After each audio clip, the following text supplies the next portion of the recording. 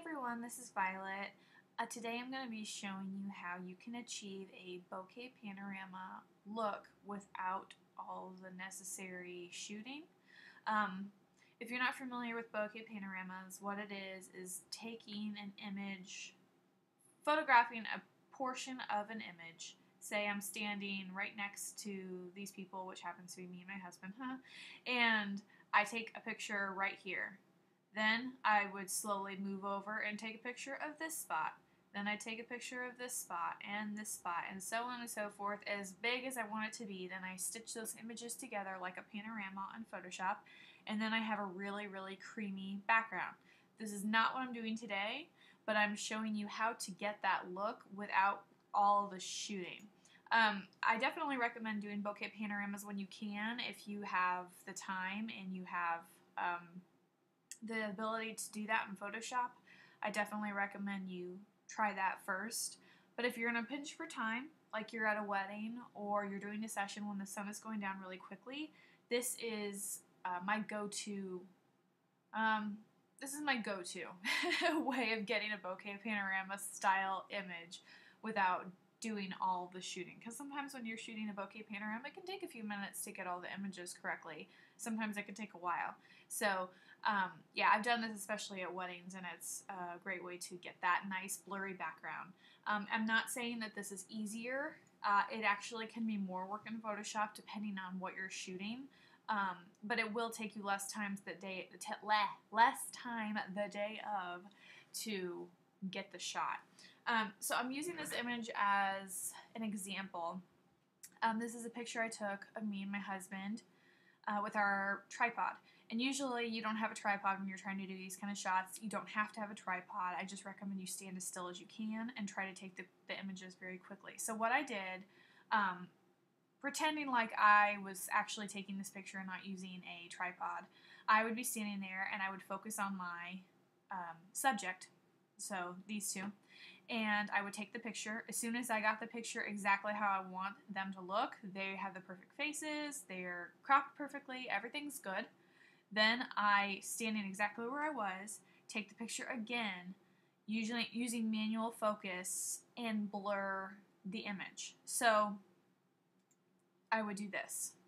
I would take the picture again, trying to keep them in the same spot, but I would unfocus, giving this background an even blurrier look. Regardless of how they look, yeah, they're out of focus, that looks terrible, but that doesn't matter. We are blurring what we want our background to look like. So what I'm going to do is I'm going to lay this image over top of this image right here. Keep us in focus, but give this background to this background. So it's definitely an easy way to do it if you're using like a picture like snow like this. You know, there's a lot of white, you won't notice a lot of mess ups. It just depends on what your image is, how easy it's going to be to do this. And that's why I say practice. Practice real bokeh panoramas and practice this as well. You never know how long it might take you. I can't really say. This image is probably not going to take me very long at all. And I'll probably speed up the video in a couple parts that might get slow. But normally it doesn't take me more than 20 minutes to put one together, depending on the complexity of the background. But, you know, that's why I just say play around, try this different ways, try different backgrounds, see how it works for you. So I'll go ahead and get started. The first thing I'm going to do is grab my blurrier image, and I'm going to drag this on top. I'm using Adobe Photoshop CS6, if I didn't already say that, I don't think I did. So there, I'm going to snap it in so it's in the same spot on my picture. If you're freehanding this with a camera, you're not using a tripod, it's okay if it's not exactly perfect. You need to just try to get it as close as possible to the original. So see where this tree line is? We want to try to keep that fairly close to the background image. Same thing goes for our subject matters. We want to keep them fairly close. I will, you know, this is obviously, I was using a tripod, so I got it pretty close to begin with. But if that makes sense, if you have questions, you can ask me. But you're just trying to keep where you're standing and taking the image in the same location so that it makes it easier on you in the long run to change out the background. So, okay, here we go. I am going to basically delete us so that I let that sharp version of ourselves shine through and leave the background. So the first thing I'm going to do is this plane right here of my image would be in focus if this was a real bokeh panorama. So I select and delete out that spot that I want to be in focus. You can use the eraser tool. You can use any way you want to erase out any areas. First thing I'm going to do is grab a large soft brush eraser and erase out the plane I want in focus. So right here is about what I want in focus, okay? So the snow portion that I want in focus is done. Now all I've got to do is go in and erase out the blurry versions of ourselves to let that sharp version shine through. This is when you can grab an eraser tool. I prefer a soft brush, especially when you're going around edges of clothing. You really need a soft eraser brush. So I've used this one right here. And I'm going to keep erasing. I can make my brush a little bigger if I want to save some time. And because I'm working with snow, it is easier. I'm not having to deal with grass behind me or rocks or, you know, whatever else that might be in the background. Like I said, it depends on where you're standing, where the image is taken, on the complexity of how long, or, you know, how long this is actually going to take you. Okay, so I'm erasing around. That was the chair squeaking. I promise I didn't just fart. Yeah, I'm erasing around our bodies a little bit. Try not to go out here. Don't do that. You know, just try to keep it as close as you can to your subject. If you get a little bit of that background erased like that, it's okay. I'm going to show you how to fix it. I usually do end up getting a little bit of the background erased along with the subject. It's very hard not to, but I'll show you how I fix that. So I'm probably missing spots. I'll show you how to find them.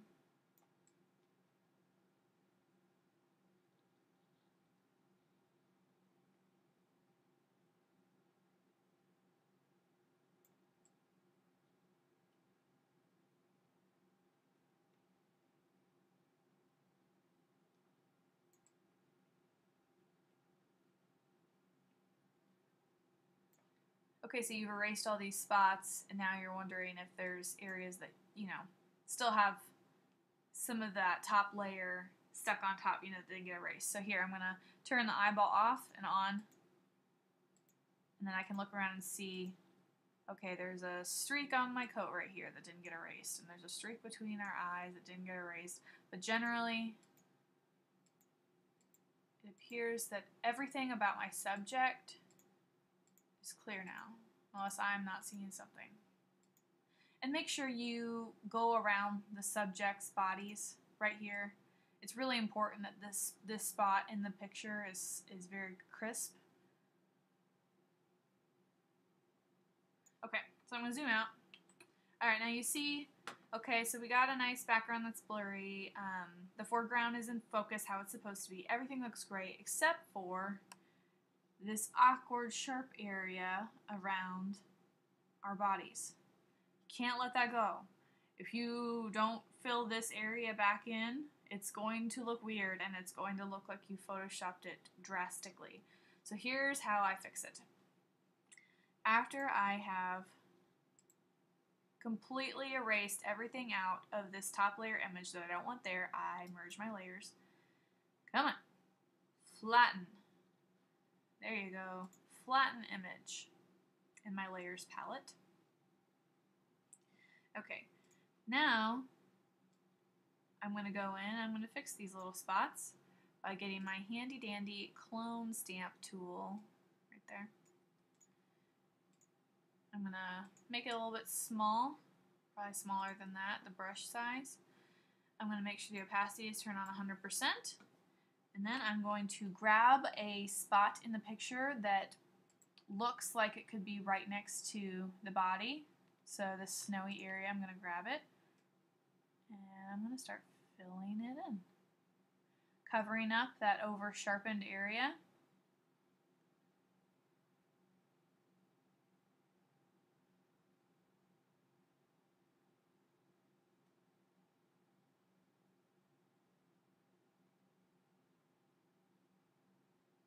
And you see how I'm using a soft brush, so it depends on how small or big the brush is. If you use too big of a brush, it will make the outer layer of this too smooth or too foggy.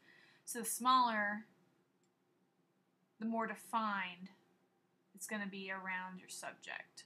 It's definitely better to have it more defined because then it doesn't look like you did something weird to the background or that you did do the fake bokeh panorama.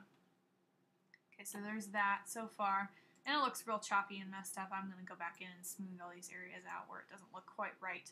But generally, yes, that's how you fix these areas.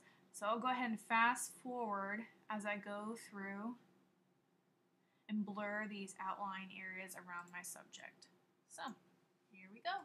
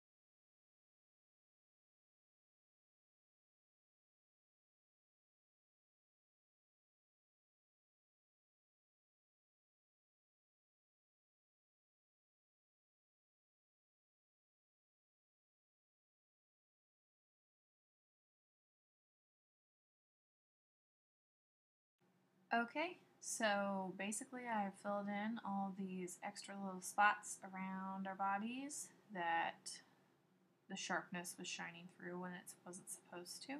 So now that's it.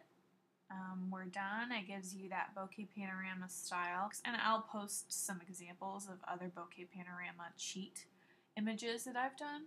And then I can also show you some real bokeh panoramas so you can see to compare.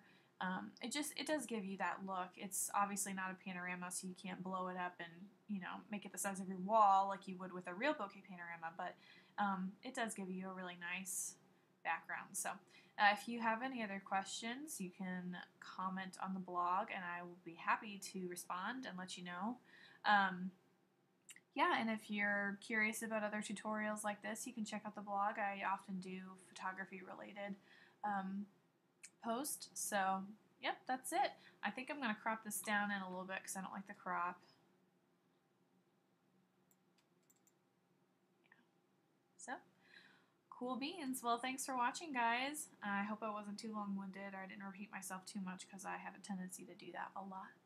So, I will talk to you guys on another video. See you later. Bye.